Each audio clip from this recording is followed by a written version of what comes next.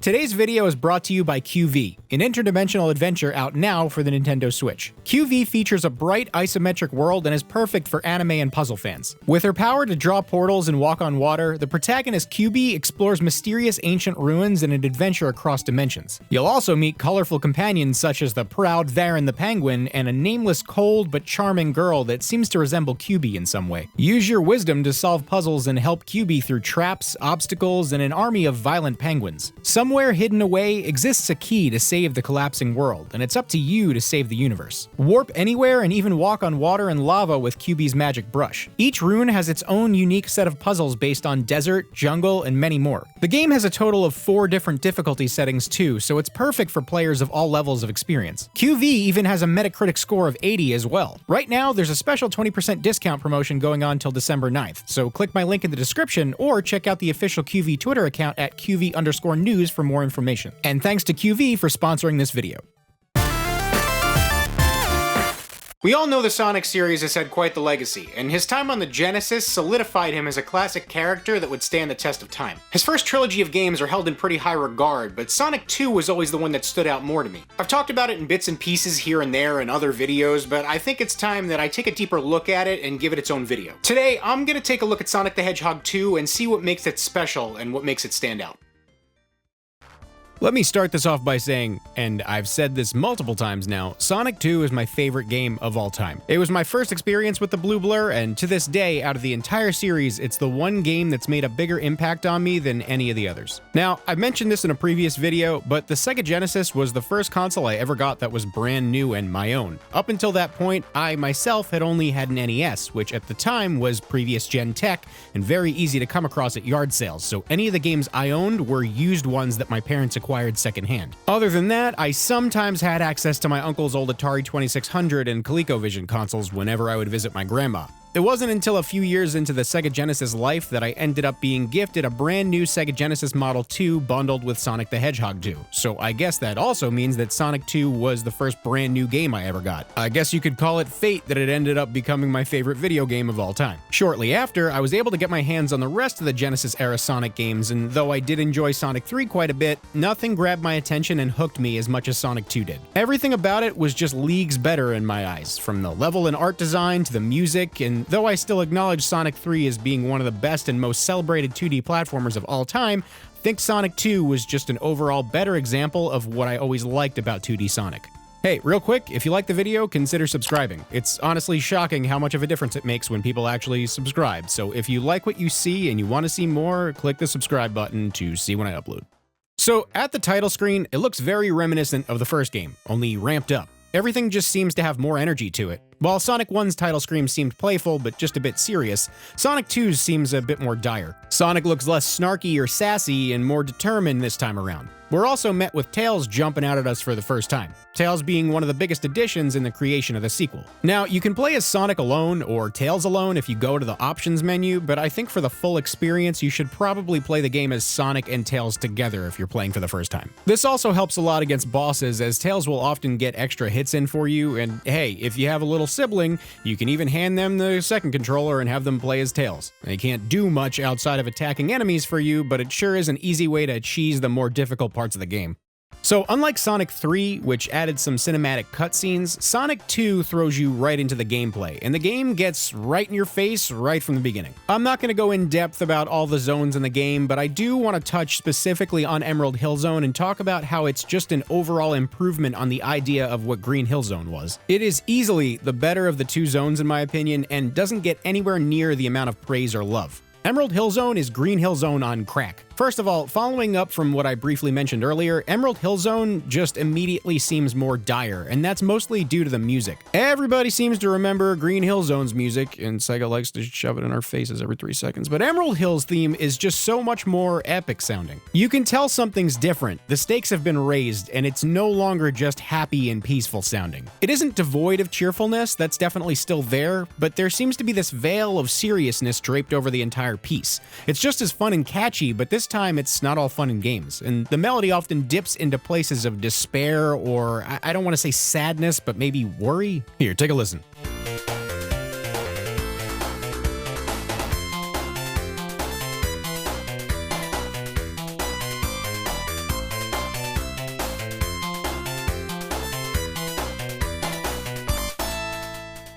This tone actually follows you through most of the game. I won't say that Sonic 2 is all doom and gloom or anything, but the tone that the music sets when compared to Sonic 1's invokes a feeling that once again shows you that the stakes have been raised. We're pushing ever further away from the cheerful Mario tone that Sonic was meant to contrast and coming further into what Sonic would actually become. Now, as for the level layout itself, Emerald Hill sets the stage perfectly for the kind of level design and flow that you'll find throughout the majority of the rest of the game. You know how the initial idea of Green Hill Zone was to make the stage basically like an amusement park ride, full of slopes and ways to build up speed and beat the level as fast as you could? In my opinion, that's 2D Sonic at his best, and like most of us know, Sonic 1 took that level design philosophy for creating Green Hill Zone and then basically chucked it out the window after. Sonic 2, on the other hand, seems like they took the design philosophy behind the original Green Hill Zone, cranked it up to 11, and then used that to build almost the entire game. Not to say it's all fast-paced and the flow is constant and never stopping, but the flow that makes Green Hill fun to speed through is the exact thing that is present in a lot of this game. Way more so than the game that came before it, and even more than the one that came after it. Not every stage is Chemical Plant Zone, but it feels a hell of a lot better than Sonic 1, and the addition of the spin dash was the most perfect mechanic they could have possibly added to it. They took some damn good ice cream and then slapped some hot fudge on that bitch.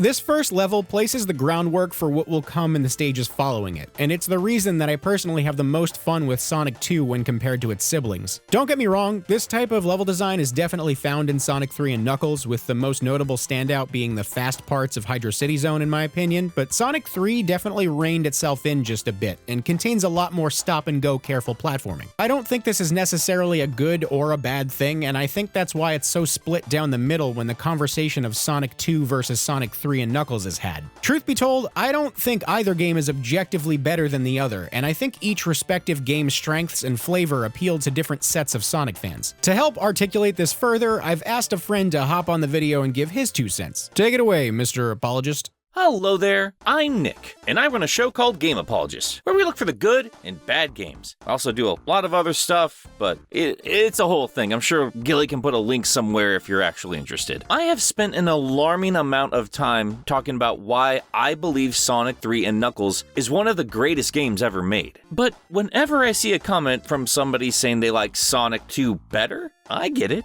I don't normally debate anybody who makes that choice because, despite all the good that 3 does, 2 is the quintessential Sonic experience. I have been asked constantly, where should I start in the Sonic franchise? My answer is always Sonic 2. You'd think the first game would be an obvious choice, but, well, welcome to video games. Normally they don't have everything figured out in that first go-around, and that's absolutely the case with the Sonic franchise, so many times over. As much as I respect Sonic 1, it was still sorting out how to handle all those cool new mechanics and make them work in a more traditional platformer. And yes, I do think you should play 2 before my beloved 3K, and even before the brilliant and much newer Sonic Mania. And that's because Sonic 2 just gets straight to the point. While I adore 3's levels, they are designed to cater to 3 different characters who can traverse the landscape in all kinds of ways. There are times when you can stumble into sections that are clearly designed to be explored by Knuckles or Tails. And yeah, at times it does kind of feel like the game is catering to those characters over Sonic.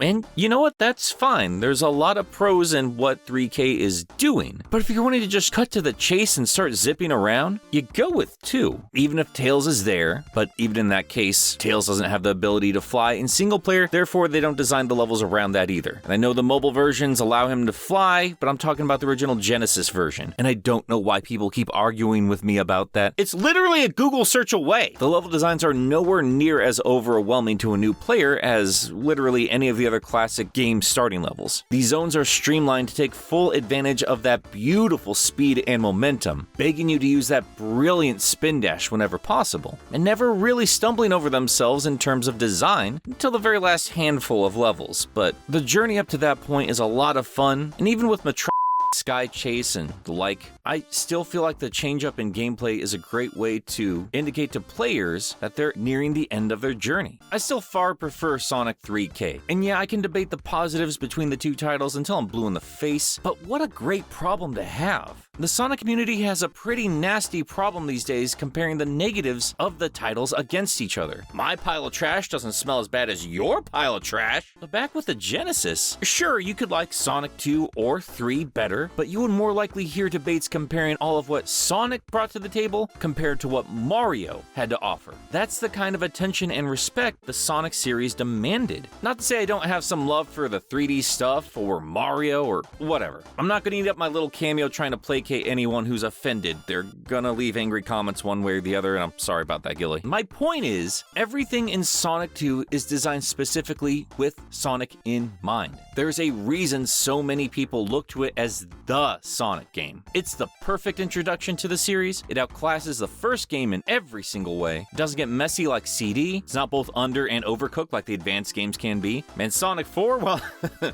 well, you know. And you'll appreciate Sonic 3 and Knuckles and Mania a lot more going into them once you have 2 under your belt. And it certainly has a much better sense of what it is compared to a lot of the 3D Sonic offerings. I can't even begin to tell a newcomer where to start with those games. But with the classics, there's absolutely no question.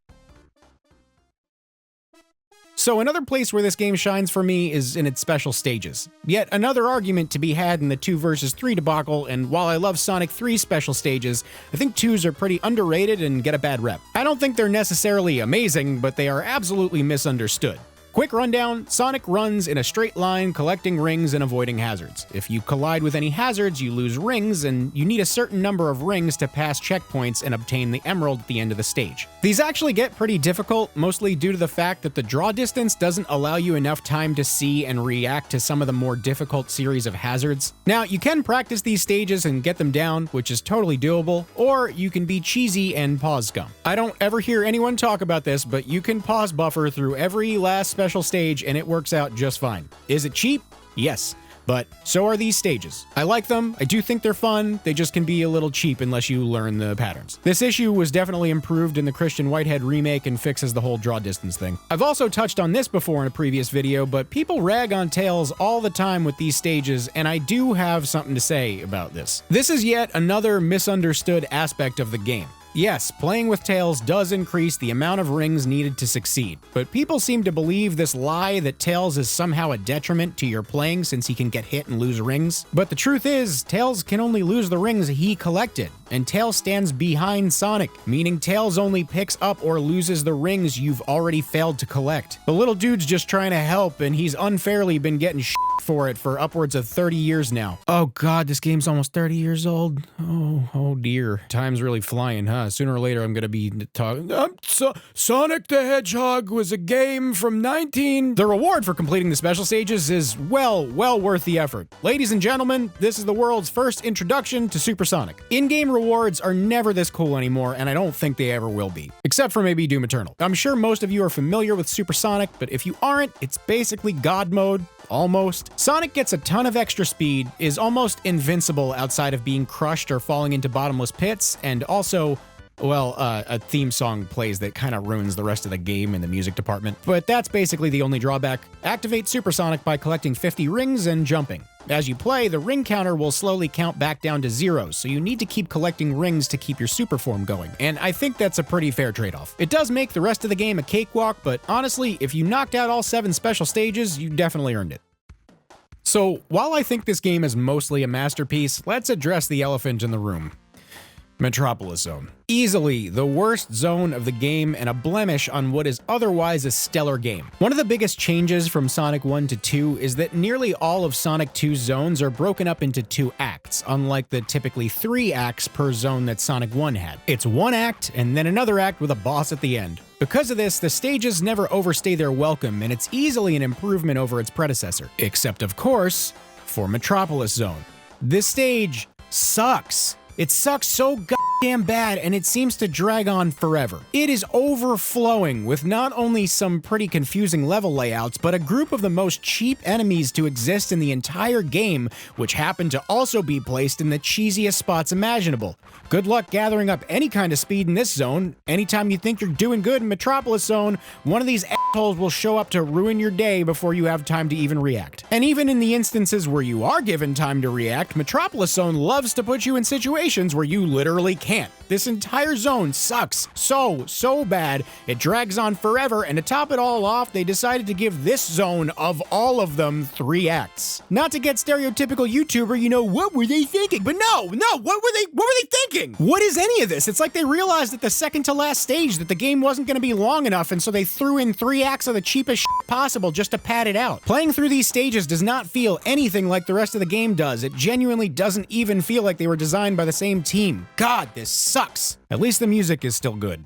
All right, let me calm down. Let's talk about the final boss. And by final boss, I mean the Eggman robot, not Silver Sonic, who can be demolished in literally 1 cycle. Now, I honestly really like this final boss. A lot of people rag on it and say it's too hard, but honestly, it's not that hard. And I don't mean like the bro just get good kind of not that hard. I mean, I think people fight this boss wrong. First of all, the stage doesn't give you any rings, so you need to do this whole thing without getting hit. Maybe this seems unfair and too hard, but if you think about it, that really just means this boss was designed around being able to be taken down without taking damage. Kinda cool actually, since even if you used Super Sonic up to this point, you can't just use that as a crutch anymore. You still need to finish the game. I'm not gonna sit here and go super in depth about the strategy to this fight, but just know if you play it as safe as humanly possible, the fight may take forever, but it's very easy to take this boss down without ever even coming close to getting hit. Literally, all you have to do is attack him and run away. That's it. When he flies up in the air, his reticle will target you. Let it lock on, walk away from the spot he's about to land, let him land, attack him only when he ducks down from the impact to avoid being damaged by his spikes,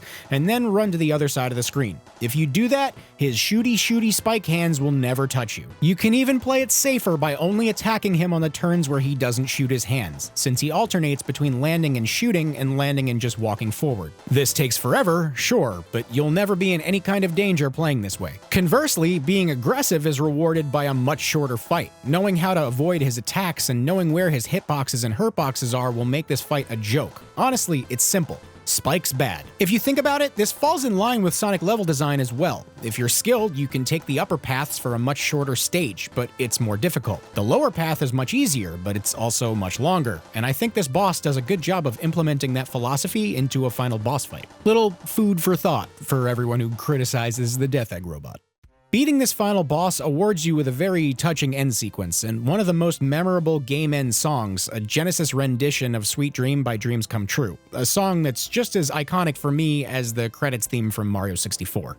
Sonic 2 is one of the best 2D platformers of all time, and it's shocking to me when even people who can't stand Sonic can sit there and say that Sonic isn't good when games like Sonic 2 exist. This game is a shining example of what 2D Sonic gameplay can really be, and I think even almost 30 years later, this thing still holds up. Hell, up until Sonic Mania came out, I still considered it the gold standard for 2D Sonic level design, and honestly, even though Sonic 2 is still my favorite, I think it's okay to admit that Mania did a little better in many aspects considering it was created as an homage to games like Sonic 2 and 3. Game only had multiple decades to perfect the gameplay, I'd sure hope it was better. But that's it, I guess. That's Sonic 2. I finally got to give my favorite game of all time the spotlight it deserves. I know this wasn't some kind of in-depth review of every facet of the game, but hey, that's just not my style. I'm sure most of you guys know that by now. Just wanted to sit down for a bit and talk about my favorite game. Thanks for coming along for the ride. And big thanks to Nick from Game Apologist for hopping onto the video too. If you guys want to check his stuff out, his channel will be in the end card.